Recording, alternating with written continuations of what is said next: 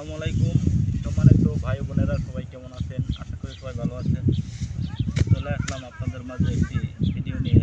ভিডিওটি হলো আজকে এই ধানের বীজ সম্পর্কে আলোচনা করব। তো আসলে এখন বর্তমানে বাওয়ার সিজন, তো বাওয়ার সিজনে আমরা সবাই ধান আবাদ করি। তো আসলে এই ধানটা খুব ভালো ফলন হয় এবং জানেন নিয়ে এখন বন্যার সিজন। তো ধানে পানি ওঠার পরও আপনার 10 দিন 15 দিন পানির তলে থাকলেও এই ধানটা ক্ষতি কম হয় আর কি, ধান হয় আর